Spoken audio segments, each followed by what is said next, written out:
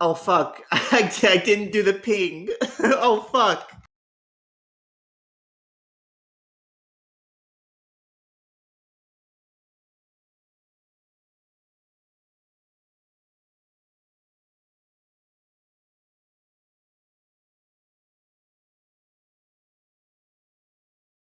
Zay, can you play the theme again? Because I didn't do the ping. I messed up. I messed up big.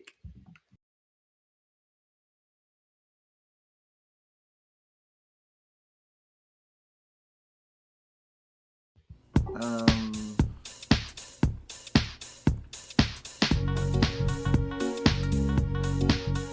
Thalmor Radio. Ooh ooh ooh. Thalmor Radio. Yeah, he's coming at you from the top. Oh no no, he won't stop. Thalmor Radio. Ooh ooh ooh. Thalmor Radio. Thalmor Radio.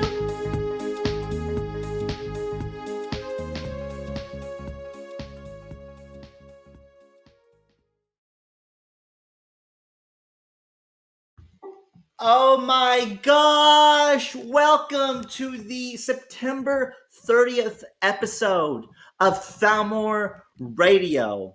We are here. We are present. The future belongs to those who show up. And ladies and gentlemen, you have showed up. I got no itinerary because I've gotten even lazier with the bi-weekly shows. I don't know what to talk about. I guess I'll just go through the forums and go through Ron, and I will find stuff to talk about there.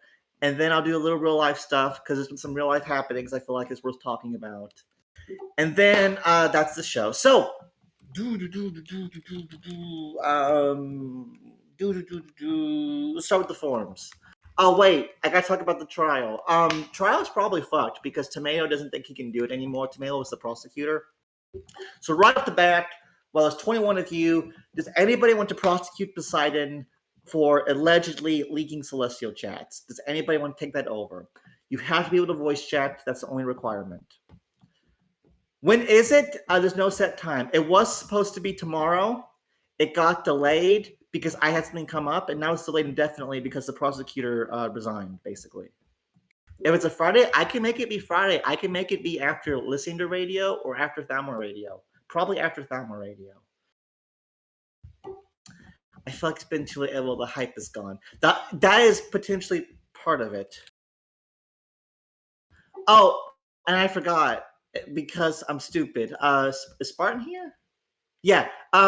Spartan, the developer for Nations at Risk, he is also here, and he will be joining for a Q&A. He felt like some people had questions that weren't addressed on the last Thalmor Radio, and so he'll be coming on, I think, by just for a few minutes to answer some questions, and so then that's what that will be.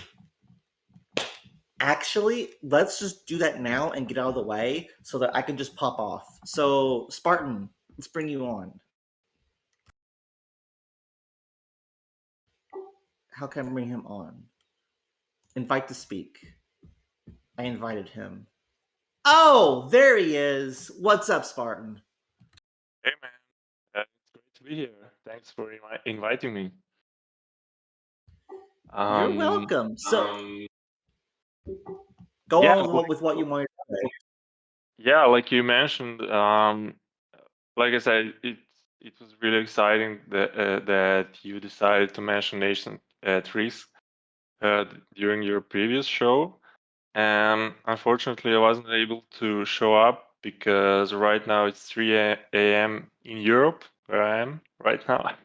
But I watched the video and I noticed a couple of questions, and I just felt, look, it would be great to just join your show if possible and answer those questions directly. I made a small list of stuff that I noticed. People are talking about, First thing was someone put a really old screenshot of Nations Risk, and I just want to say that the game looks completely different now. Back then, I was under influence of a certain game that I played that is not necessarily nation simulation. It had a lot of graphics and just looked completely different. A lot of cartoony graphics and stuff like that. But at a certain point, I decided that I'm not gonna continue with this look and feel of the game. So I just felt like changing this completely. I'm just gonna post a couple of screenshots. How does the game look right now?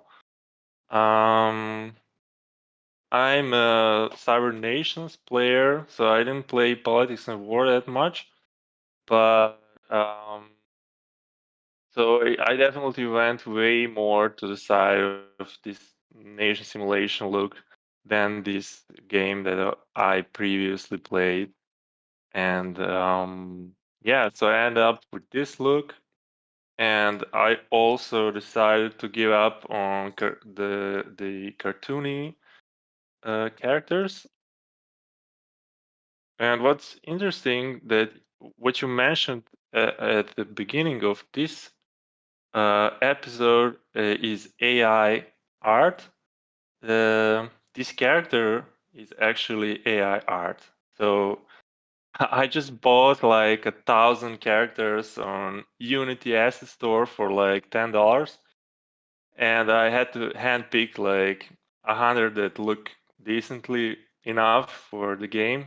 But yeah, this character looks pretty good in my opinion. It was made by AI, so yeah, there's that. But definitely not the cartoony look that we had at the beginning. So that's one thing that I want to clear. Um, then someone mentioned goons. Yeah, goons really joined Nations at Risk at some point. I heard a lot of bad things about goons, what they did in Politics of War and maybe some other games, like horrible stuff. But in Nations at Risk, they were not really doing anything bad. They were quite helpful at the beginning, like reporting bugs, getting involved, stuff like that. So I didn't have any like bad experience with goons as a developer and owner of the game. Um, but at one point, they decided to mass delete their nations, and that's what happened. I didn't get any explanation, but I did know that some of them were not satisfied how devastating wars in Nations Risk are. And I could kind of understand that because at that time, wars were really like they said, they were really not that devastating. But we changed that now, and I think it's way better now. But I understand the frustration. Like you're at war, but you can't really damage your enemy. So yeah, I could totally understand that. And then you mentioned alliances. There are definitely alliance banks in nations at risk. You can do all the classic stuff: deposit, withdraw, resources, money, everything. You can insure your resources. So once they're insured for 2 weeks, your alliance bank is safe, but you have to pay like 7% of what you have in the bank. So that was like one idea that I actually got from the Goons leader. He came up with that. I liked it, and I ended up implementing it. There are also other features regarding licenses, like alliance taxes, tax brackets. You can,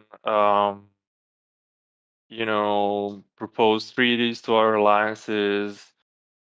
There are specific trade bonuses or trade agreements between alliance members. You can send military aid, stuff like that. That all exists.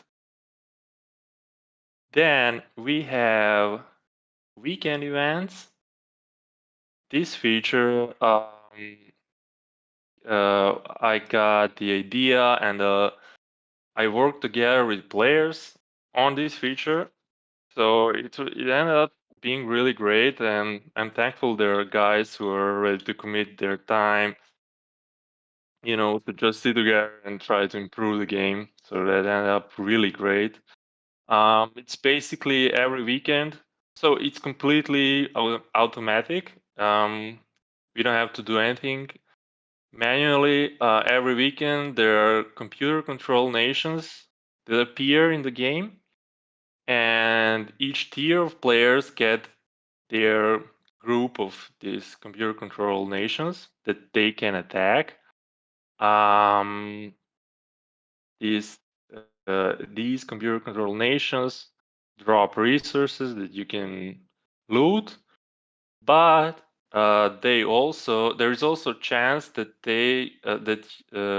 you as a player will get unique citizen in your nation, and that's the graphic I sent moments ago. Let me do that again. So there are 3 levels of difficulties of these bot nations, and the higher it is, the greater are chances that you will get a good unique citizen card. And another thing, you cannot single-handedly win against bots. They have a lot of troops, so you have to work together. You have to find a couple of other people. You have to organize your attacks, otherwise it's not going to work. You're not going to breach their defenses. You're not going to get any cards.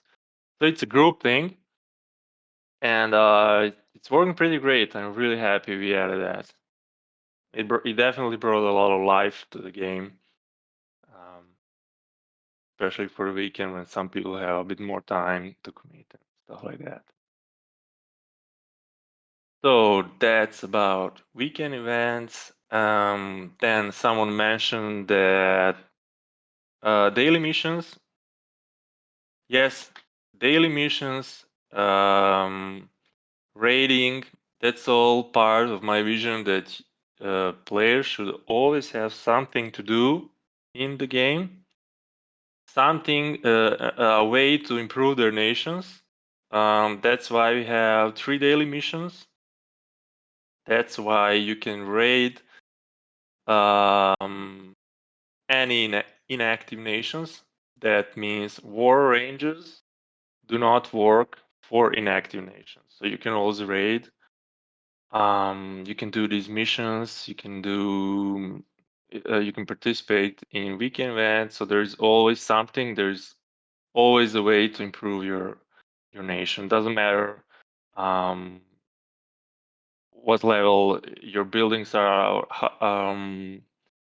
Like you can always work on your nation, and I think that's the way to go. Like. Then some quick questions. Someone asked, can they change their username? So the game does not offer that. There are no settings and stuff like that, but you can always direct message me, and that's not a problem. We had a few cases where people were not satisfied with their username, so yeah, we can just change. Not a big deal. I Then do want to say, someone who's been playing for like a couple weeks now, Spartan is very responsive. Like I shoot him a DM about anything. He is just on it, like answering my question. I really appreciate that. yeah, I really like to talk to players about the game. It's not a problem. If someone has a question, that I'm always happy to jump in and answer if I can. Then there was a part when you talk about blowing up buildings, to be specific, elementary schools. Um, yeah, definitely that's how wars work in Ancient Risk. Uh, there is also population in the game. You need people to operate your nation, to operate your military and stuff like that. And if you start losing population, your nation will produce less resources. This means that if you bomb your enemies, there is going to be civilian casualties and buildings will get destroyed. Also elementary schools, but also other buildings that are, you know, available in that nation. So that's definitely a part of the game. And last thing, you were talking about a group of politics and war players who joined Nations Risk and how that played out. So yeah, at a certain point, a group that called themselves Alex Armenian Alliance or something like that, they suddenly joined Nations Risk. They proclaimed that their main goal is to roll Jaden Star 10. That was definitely funny to see. I wasn't really sure, are they joking or what's going on, but it's just funny. And this group of players was insanely active for Nations at Risk standards. Nations at Risk natives are more like casual group players. They're builders. They're not into war. Just relaxed group of players, you know. And suddenly there's this group of players. They're really active. They're growing their nations quickly, you know. They're getting up in, you know, on the ladder board, you know. And at one point, I think basically almost, if not all, um, active nationalist nations band together and declared on this group of politics and war players, let's call them invaders. So natives, like really almost all of them, united and declared on invaders, and we all thought, wow, that's really a massive dick move. Like, so we are talking about whales. We are talking about players in all ranges. So, you know, whales with really massive amount of money and resources and everything. Everyone banded together and declared um, on invaders. And what we really didn't expect at that time is that the invaders won, and natives and Wales, everyone else lost this war. So that was a big surprise, and I personally like this because it showed me that the war feature and the game itself allows more active and more organized group of players to win a war, and money and resources do not help if activity and organizations are not there to follow. So that was like, for me as a developer, that was like a good sign that the game is going in the good direction. And yeah, but I think it was also fun for everyone involved.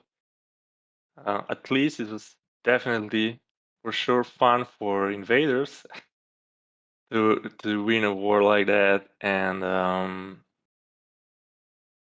yeah, that would be it. I think that's all I want to say, and yeah, to invite everyone who likes this type of games to join Nation Risk, try, maybe reach out with some feedback and stuff like that. So that's it for me. Thanks. Thank you, Spartan, for that great presentation. I spoke about my experience with Nations at Risk on the last episode of Thalmor Radio. I genuinely enjoy the game. To me, the biggest problem it has is that there's just no players. There's only about 150, 200 really active players. And if Nations at Risk got 10 times that amount, it would be incredible. And I think it'll eventually get there. It'll just take It'll just take time. Because Nations at Risk is only about 2 years old. Spartan, is that about right? Yeah, it's about 2 years, but not in this form. Like I went with the release extremely early because I believe in feedback-driven development, meaning release as soon as possible and then listen to feedback from players, from people who use your application. In this case, it's a game. And I believe that's the right thing to do. And that's why, like, yeah, it's 2 years, but we are like out of beta for like, I don't know, maybe 10 days. So yeah, we had an extremely early build going live, but I wouldn't say that the game in this form is 2 years old. In this form is quite young. Gotcha. All right. Well, thank you, Spartan. Is there anything else you want to say? Actually, well, does anybody in the audience have any questions they want to ask? Okay, yeah. Hey, Harry does, and he asks, "Do you have any prior experience with like development in general?" Uh, if you mean game development, yeah, I started my career in the IT industry as a game developer, but those were like hidden object 2D games, stuff like that. I didn't really enjoy creating games like that because I personally do not play such games. But it was a good experience for me, to be a part of the process of creating a game from start to the end of the whole process. So from that perspective, it was fun. But after that, I switched to web technologies, and I currently work as a web developer, backend web developer.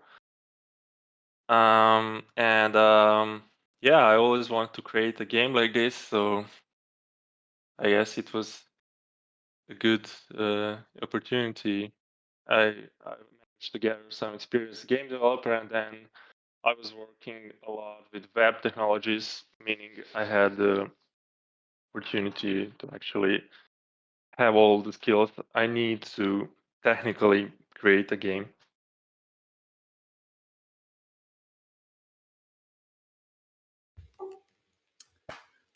Spartan, when you build buildings, the little graphics pop up. Are those also AI generated, or those like stock images? Where those come from? No, I actually paid an artist to create those images. At that time, I didn't know about it. That was like 2 years ago. Those images are there from the start. I paid an artist to create those images, and also images from presidents are also created by an artist. Only those unique citizens are AI. So it's a mixture. Are there any building images that are currently unused? Can you share any cut content with us? Yeah, I do have more images of buildings, but I will not share them. We are currently working again with a player that goes by name Hobbs or Hoops. He's really helping a lot. Like he's working, and we are helping. Like we're working together on a massive rebalancing and tweaking of the military of the war feature, and with this update, we are going to have more buildings. But I will not say more. Gotcha. Does anybody else have any other questions?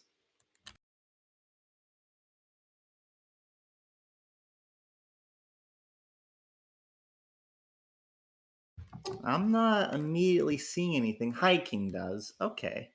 Yeah, Lysander, take another look at Nations at Risk. I think it might be a different game than it is when you first played.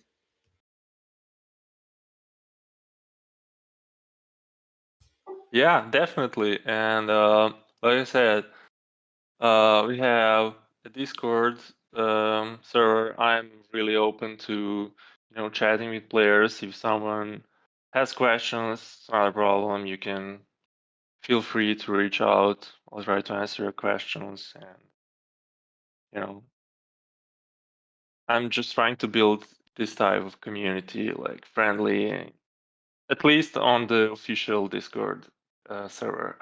I'm not controlling or trying to moderate player created Discords, but on the official Discord, I'm really trying to, create this type of environment where new players can ask their questions. We are trying to help out, and this type of thing. Spartan, the High King wants you to describe what war is like graphically. Uh, Graphically, do you mean the battle itself or the whole thing? Because we have graphics for military units. Let me send a screenshot real quick. So the battle itself is just one click, and then you get battle report, and that's it.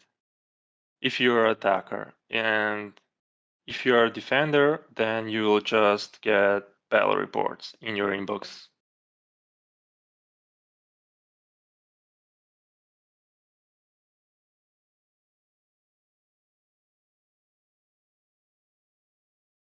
Yeah.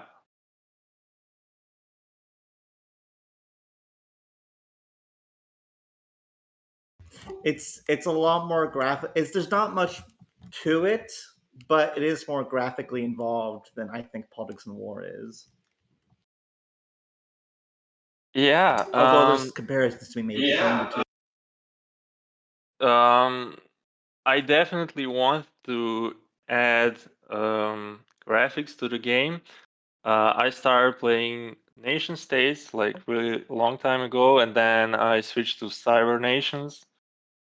And while I love the idea, it really didn't feel like game. It felt like a website to me, at least. And that's why I wanted to have at least some graphics in my game and not just make it look like an old forum. You know what I mean? So I really enjoyed those, eye candies, so to say, and it's giving, in my opinion, at least, a lot of flavor to the game. Yeah, nation states. There's no gameplay to it. You press a few buttons and a few things change, but there's no stakes. That's the difference. Yeah, but back then that was the only nation simulation game out there. I didn't know about cyber nations, and politics and war didn't exist. So that was it. That's all we got. All right, so that is Nations at Risk. It is a fun game, and I do recommend it. Spartan, thank you for coming on, and I will talk to you later. Sure, man. Thanks for having me. Bye. Bye. All right, Lysander, being the kind and gentle soul that he is, made a itinerary for me. I will post it here. Copy, paste.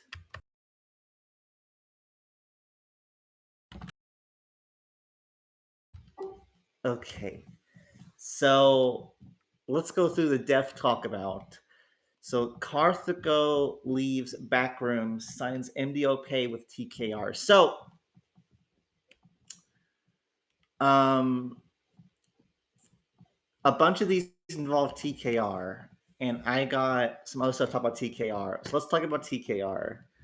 So I think last episode of Thalmor Radio was when we stopped fighting TKR. The war pieced out. And there's been some movements over there. And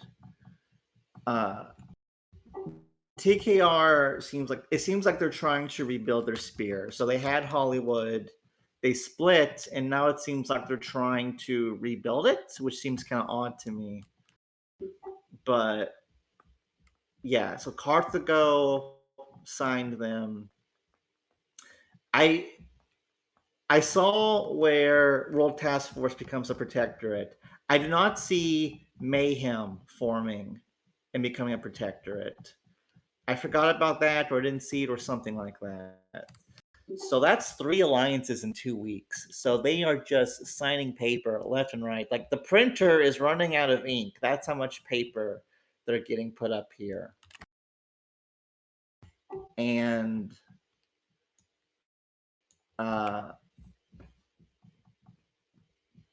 there was a bit of a kerfuffle on the forums between us and TKR in the World Task Force thread. So what had happened was World Task Force becomes a TKR Prot, and in response,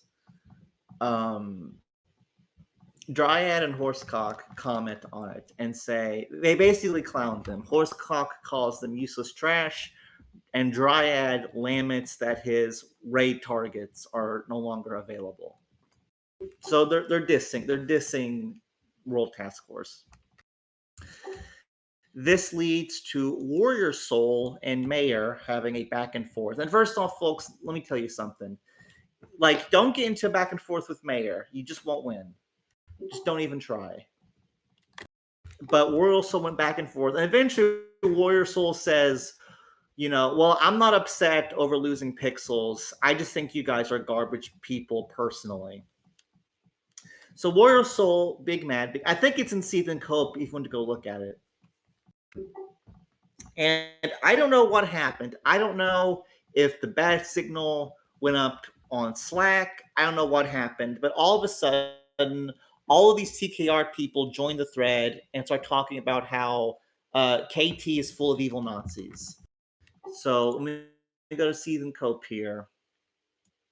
So Warrior Soul dropped the hammer first, but Mitsuru comes on and says, your alliance is full of trash.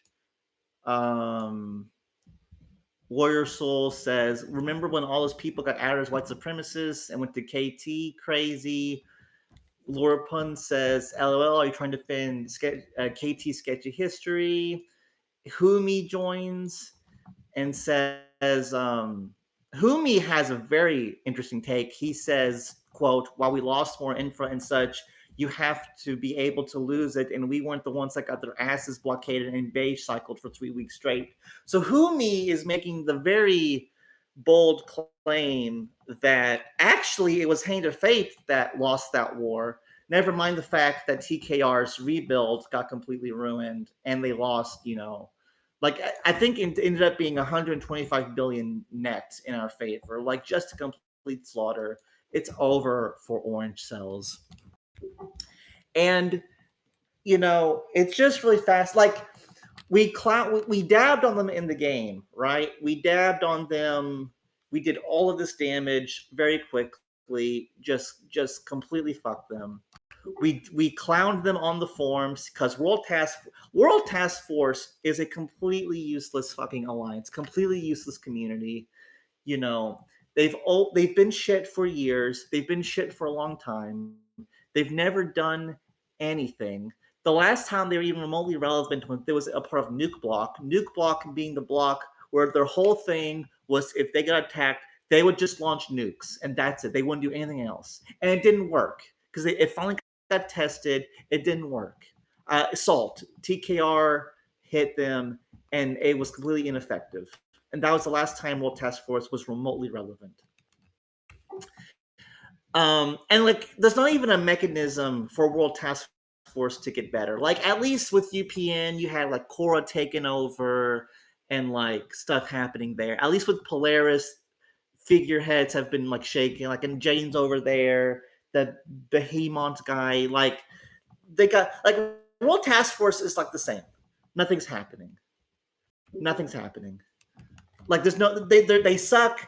There's no way for them to not suck. And TKR saw this and went, you know what? We need them. We need World Task Force. Jane left Polaris. Well, they still got Behemoth, so it could be worse. So, you know, I don't know what TKR. I don't know if TKR seems to be adopting the Rose strategy of like accumulating a pile of like shithead meat shields as protectorates. I don't know why, but they are, and like I don't know if they're trying to do it so that they can challenge Rose Eclipse. I don't know what's going on, but that is what they're doing. And so we fucked them in game. We dabbed on the forums, and their only comeback was KT man bad. KT man bad. KT's white supremacist. KT bad. Motherfucker, KT's been gone for over a year now. Like, they're just broken. TKR, try not to shit and piss and come challenge. Impossible. And I said this only so many shows ago. TKR tiers are the best because they don't cry very often, but when they do, it is just the absolute best to watch because they just cannot handle it. And they've been having this persistent meltdown ever since we hit them. And it's been so fun to watch. Like, Season Cope is mostly just TKR for the past month because they just won't stop. And it's been really fun to watch. It's been fun to cause it, really. And, you know, part of me kind of hates it because there are people like, and some TKR people have been doing very well. Wizzle, straight faced. Inger, straight faced. That's guy with the Caesar profile picture, Augusta, straight faced. Some of them not so much, and some of them like I like. I like Adrian. I like Morph. I like Roberts, and I feel like there's a bit of a rift between me and them because, you know, there's been so much going on between us and DKR, between us hitting them, between us clowning on them trying to clown on us and stuff. Remember when Morph was like shit talking Clock and was like, "You guys can hit us," or like, and Ron, that was weird. I don't know what that was about. And then like they signed the super block because they were scared of Clock. That was really funny. Don't forget about that. Don't forget about the super block. But anyways, it's been fun. It's been fun. So what is there to talk about besides that? Avatar says TKR bad for bringing out of character into alliance affairs. That all discussion happened on the second page. Some unpaid Janie cleaned it up. He deleted all of it, by the way. Like, all of the back and forth is gone now. So the Seethe and Cope posts, that's the only archive of it. The rest of it's gone. So you're welcome. You guys are so welcome that I do Seethe and Cope in the Forbidden Archive. So these things are kept permanently.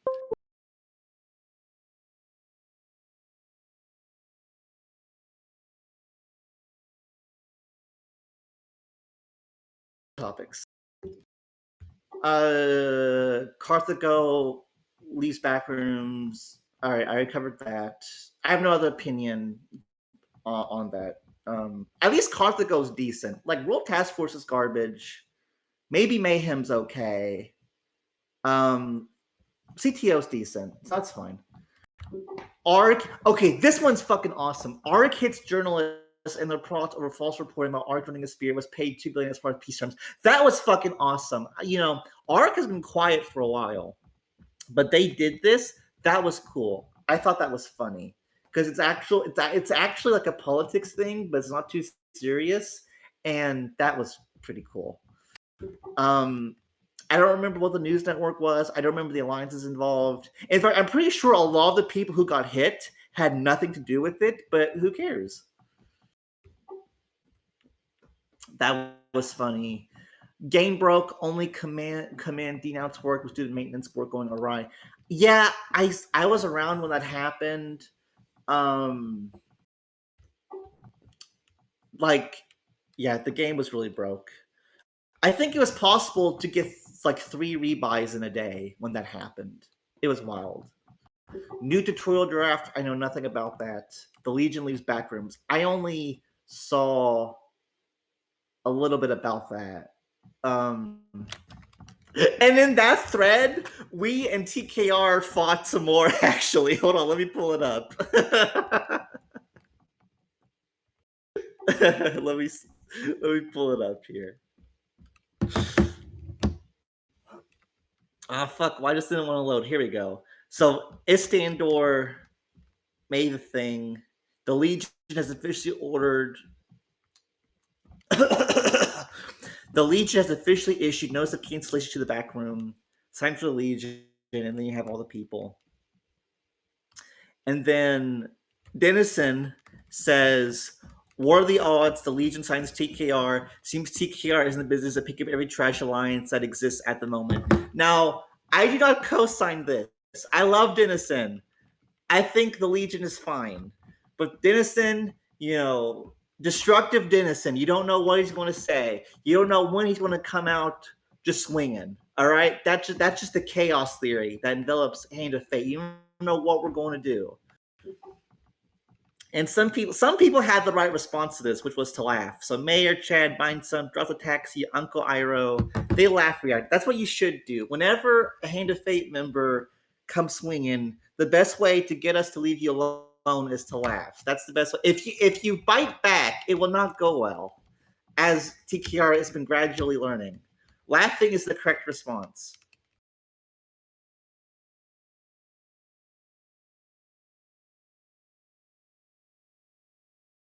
Decided to fight back at Dennison, and he says, "Okay, hold on. Before I read Bez's reply, because this requires some dissecting. I need to catch up on chat because I've been focusing on my phone. What are people saying in chat? Doesn't seem like much of anything. Okay, so Dennison's post was, what are the odds that the Legion signs TKR? Seems TKR is in the business of picking up every trash alliance that exists at the moment. And Bez's reply was, quote, we got a taste for it after dealing with you, but nothing quite compares, unfortunately. Do you guys know what Bezer means by this? I'm going to copy and paste this. Let me see here. How easily can I copy and paste this? Copy. I want you guys to tell me what do you think Bezers means by this post, because I have trouble understanding it. Okay, so that first sentence is Dennison. The second sentence is, okay, calling us trash, got taste for trash. Okay, so that is a reasonable inference. You know, that is one option. But, like, Dennison is talking about TKR picking up alliances. So one also interpretation of the sentence is Bezer saying, we got a taste for picking up alliances after dealing with you, but nothing quite compares, unfortunately, which is incoherent. So this reply, like, I had to really think about this, because I thought this reply it was very open to interpretation, is how I would put it. But then Dennison replies to this saying, who? Endiger replies and says, he clearly says, I'm dealing with you. And Dennison replied to Endiger saying, asked. Who asked? Bam! Boom! Got him! And then I replied to Bezers and said, I agree that nobody compares to us. Yes. And then that was it. No one else has commented in that thread. So that was that. Hopefully this will be the last slap fight between TKR and Hand of Fate, because it's time. We fought, we clowned on them, we dominated them. Now it's time for the healing process. Now it's time. It's time. Time heals all wounds. Now it's time for these wounds to heal, for TKR to get back on their feet, and we can carry forward into the future. Because after all, we're going to have to roll Rose Eclipse Sunday, and we're going to have to work together to do that. So,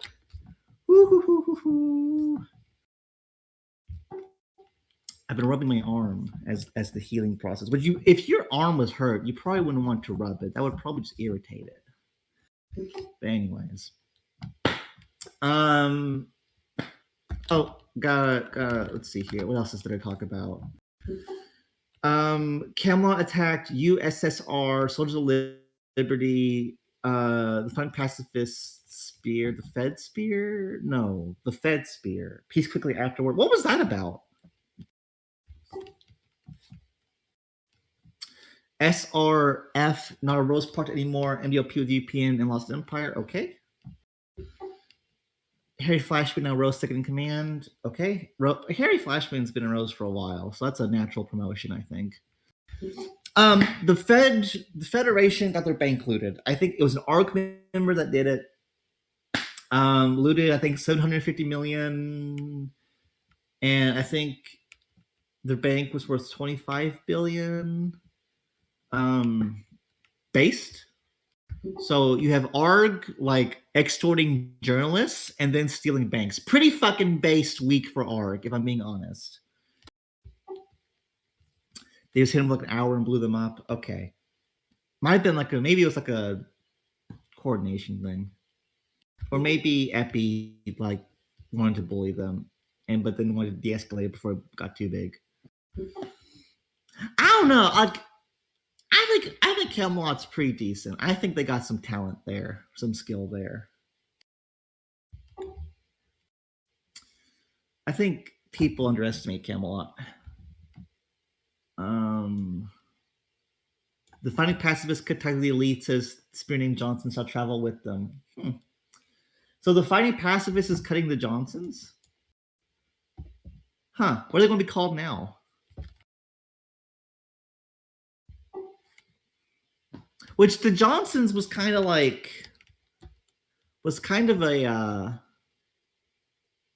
a way, was kind of mocking them, right? So now that they're trying to be like a real block, then, or at least I presume that's what they're doing, they would want something of their own. All right. I don't have any other real opinions.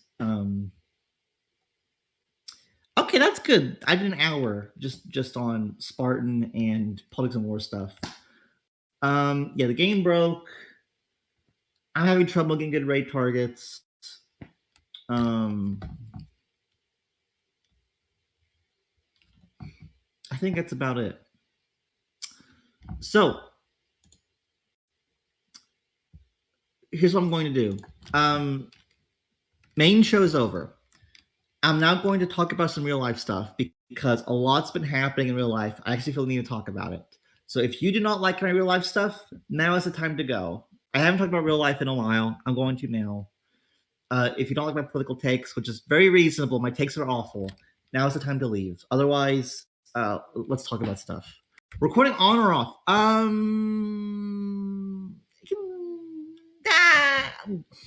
Leave it on. Leave it on. I think there's some people who listen to it, and I'm not going to get too spicy. So, I don't want to die. I'm afraid I'm going. This Russia-Ukraine stuff is like only getting hotter, and not in the fun way. I posted that those AI generated like women art. That was hot. That's a good kind of hot. This is not hot. Like this is bad hot. This is core of a nuclear explosion hot. Okay, nuclear hot. This is bad. Okay, like Russia mobilized. Okay, Russia went to 5553. Okay, they double bought. Actually, I made a meme for those who play Victoria 2. I made a meme about this. Let me see. Yeah, here's my Victoria 2 Russia meme. Oh no, May! Like fucking AI generated baddies on a nuclear reactor hot. Now that's hot. So there's my Russia meme, which is mobilize. So they mobilized like hundreds of thousands of dudes, and people are leaving the country and protesting. But I think they're still going to be able to get the manpower they want.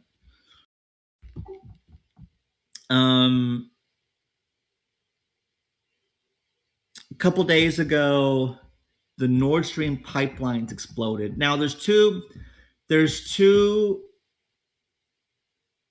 Nord Stream pipelines. The second one was under construction, and construction's halted when the war broke out. Nord Stream 1, there was no fuel going through it. So nothing was happening there anyways. Both had explosions. Both are just completely fucked. Like they're not like they haven't been completely destroyed, but like there was deliberate action taken by an unknown actor to fuck it.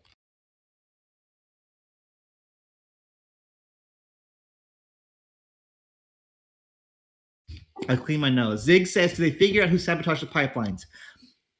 Before I go over that, I'm going to do a poll about who do you guys think did it. So give me a minute. Kiwi already typing one.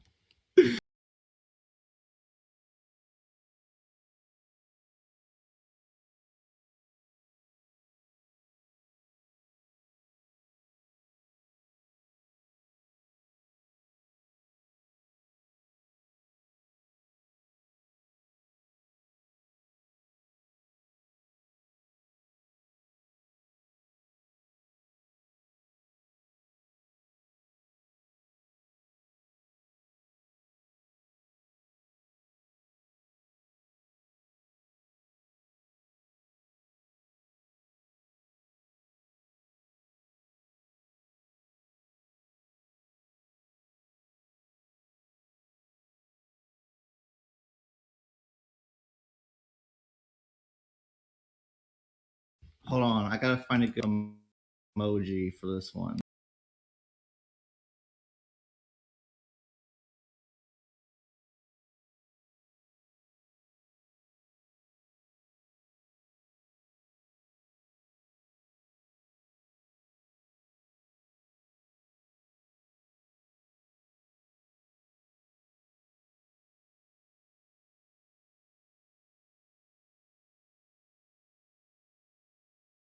Okay, poll is up. Who fucked the Nord Stream pipelines? The United States, Russia, a European country, or an independent actor like Greta Thunberg? Greta Thunberg swam down there and blew up the pipelines.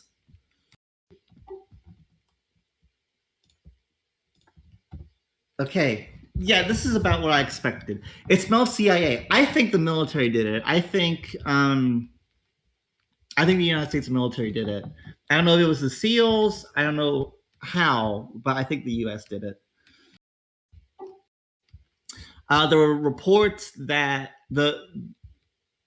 so we had to think about what is the evidence, like what evidence do we have?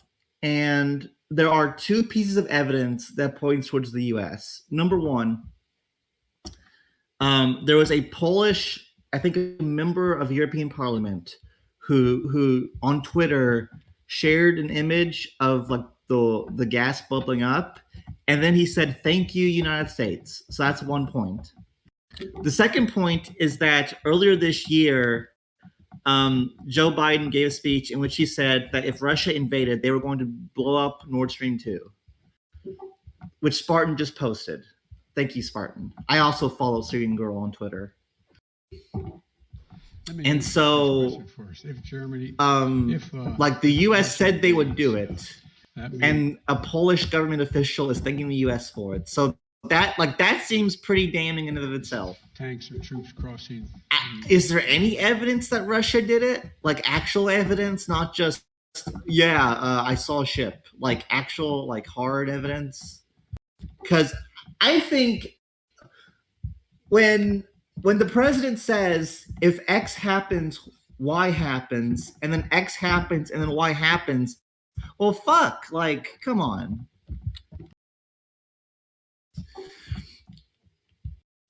So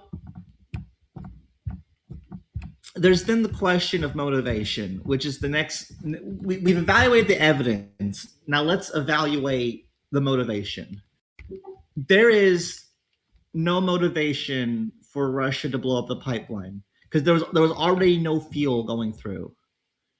So, Russia, I think, would actually want the pipeline because then that could bring Germany to the negotiating table and help Russia, right? So who has motivation to blow up the pipeline? Well, the United States does, because the United States would not want Germany to negotiate with Russia. It's almost like a shoot the hostage situation. So I think the U.S. did it. I think there's motivation. Joe Biden said he would do it. The Polish government was thanking the U.S. for it. I think the U.S. did it. And that is pretty crazy. And so the next crazy thing to talk about is that if Russia invades, that means tanks or troops crossing the border of Ukraine. That would be again. Then the two there will be in the there will be no longer. And the two there's for those who've been following the war on the map. How will you do that? Exactly. Since the project and control of the project is within Germany's control. We will, I promise you, we'll be able to do it. So those four provinces, the two breakaway states and the two from Crimea to it, they have formally annexed it today. And then on top of that, I read this morning that Ukraine formally applied to join NATO. So lots like mobilization, the Nord Streams, the annexation, Ukraine applying. This shit is heating up really, really, really fast. Like this is getting crazy. And like I don't think Ukraine will actually join NATO. I think someone will veto it somewhere. But like I just do not like the end point of all of this is like a nuclear exchange, right? And like there's two pathways. There's a pathway that leads to that happening, and there's a pathway that leads away from it. And all this past week, I'm seeing things that keep heading towards that endpoint. And I'm like, fuck. I don't know. It's just scary. So we'll see. We'll see what happens. I think there are tons of people in the West who want Ukraine to join NATO, though. So I don't know. Just scary because, like,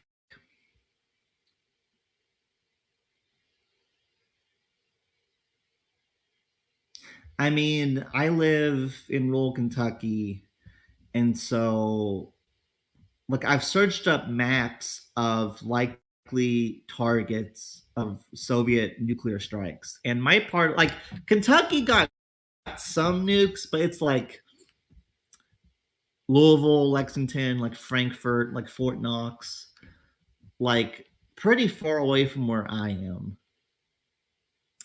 But the problem isn't the initial strikes. I have a safe place to go to wait 72 hours for the radiation to dissipate.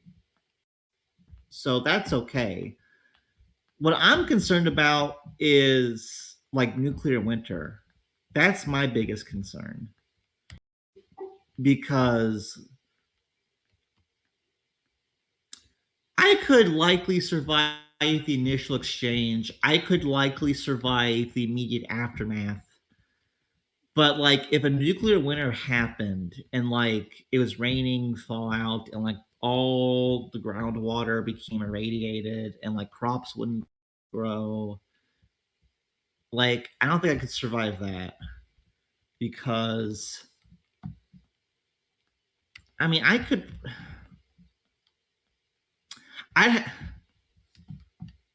wouldn't things still grow at the equator, or am I just coping? That's maybe one option. I'm not afraid of the cold. I'm afraid of not having water. Like food, like I could eat animals. Like animals could still probably survive long enough. Like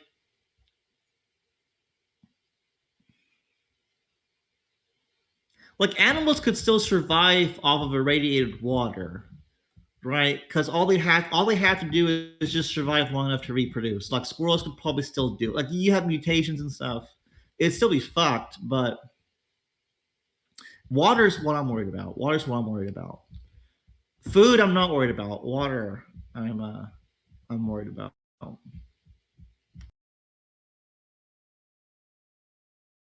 Water is it really the easiest? Does boiling and filtering water deal with the radiation? I feel like it doesn't. Yeah.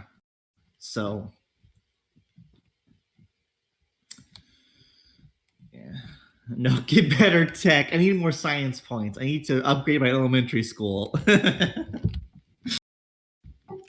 I don't know what to do about it. That's why, like, I would hope it would be a deionizer. If that's a thing. It probably requires power, though. Yeah, and I don't know what I would do about electricity either, because I guess. Well, I don't know.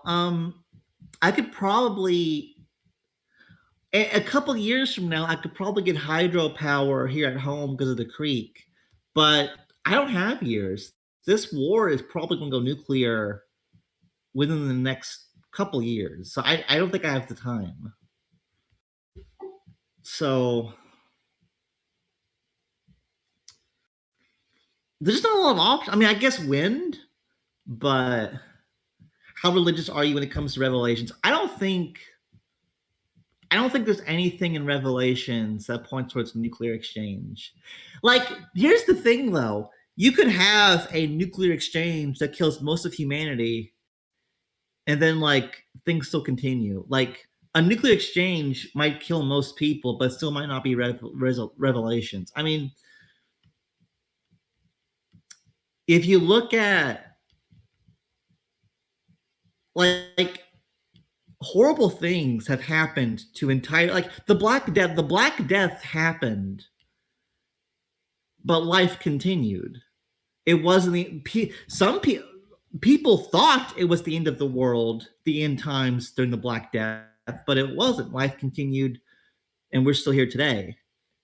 So you can have a nuclear exchange that kills most people, including myself, but then there's a rebuilding process, and then life continues. So I don't know. I don't know. It's all fucked. And I don't try. Like, our leaders don't care. Our leaders don't care. They want this war to continue for whatever reason. I don't know if contract, like, I think for the politicians, it's contractors are lining their pockets. And for the middle managers in government who are really directing policy, They're just trying to advance their careers. So there's no motivation to turn the ship around. And I think Russia, Putin gave a speech today that I thought was pretty interesting. And I think Putin thinks he's doing what's for the moral right. So he's not going to back down. So,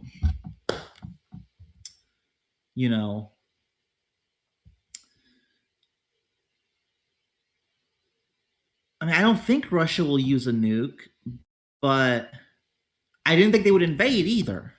So what I think is probably wrong. I know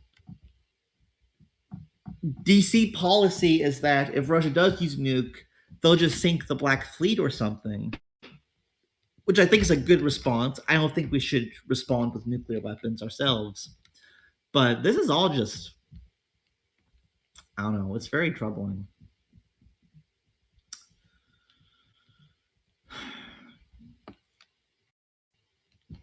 The Black Fleet is Russia's ships in the Black Sea.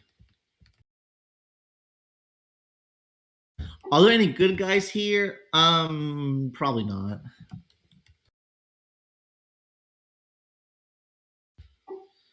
So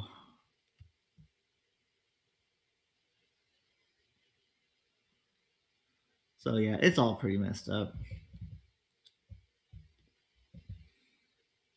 One thing though is that if we do go to war with Russia, I'm pretty sure there'll be a draft, but I'm not really worried about that because I didn't know this. I looked into draft dodging during the Vietnam, and lots of people dodged the draft, and very few of them faced criminal prosecution. So now now here we are in 2022. People are least patriotic. People are more anti-war. If they do a draft, I think I could dodge it and be okay. And I don't have any confidence in the ability of the state to enforce the draft. So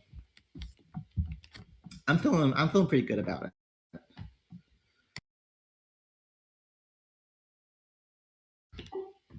Downward clicking Vietnam. I'm not dying for this fucking regime. I'm sorry. There's nothing about this war that is worth my life. Sorry. I'm not our leaders couldn't even be bothered to make sure our border with Mexico is secure. But I'm expected to go fight and die for Ukraine's border? No, this is absurd. That's silly. You're silly, Mr. Army recruiter. You're a funny guy. You're a little goober.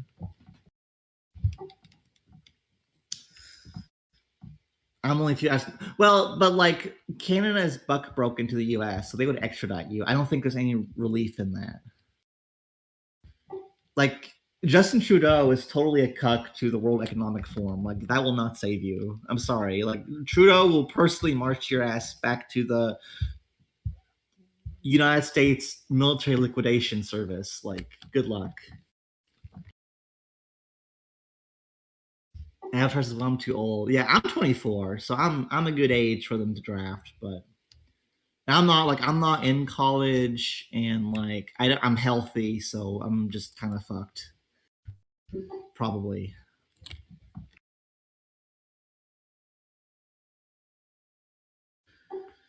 All right. I think it's about it.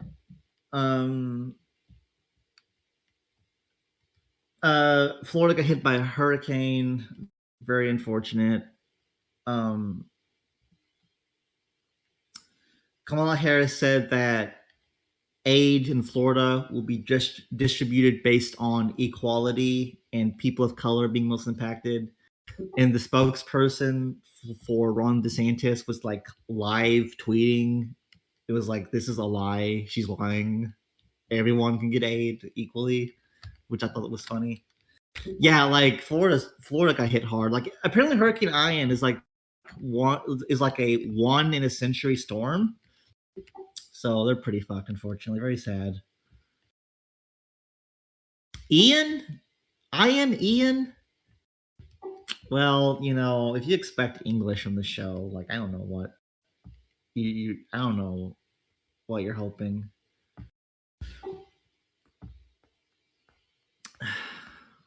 Y'all dunking on me because I can't. Hey, at least I can pronounce Ouroboros. At least I can pronounce that mostly. All right. Well, I got friends coming over tomorrow night. Like, we'll spend the night, and we're gonna play Warhammer. I haven't played Warhammer in a while, so I'm looking forward to that. Someone should make a list of words Thalmor mispronounced. Okay, so number one. All right, we got our first one down. It's too much to go back and to archive them, so we'll just start our running tallies. Number one, Ian, or Ian, whatever. Homogeny. I finally learned how to pronounce homogeny. So, well, for legacy's sake, we'll add that one. Worcestershire sauce. I think I nailed that one pretty well.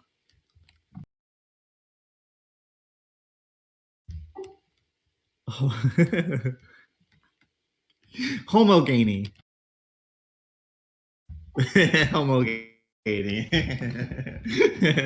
I have a 7th grade sense of humor. Oh my fucking gosh. Veselini? Veseli? Oh fuck. That one's impossible. Zig, you just immediately like turned up the difficulty to very hard. Like I can oh fuck. That one's impossible. All right. 10:20. I think I'm about done. Final call, politics and war, real life, any final topics we need to cover, or are we done? Or fuck, nations at risk. Politics and war, nations at risk, real life. Anything. This is now a nations at risk show. This is a politics and war and nations at risk show. It's gonna become a nation at risk show. Well, it's a blended experience. It's all of them into one.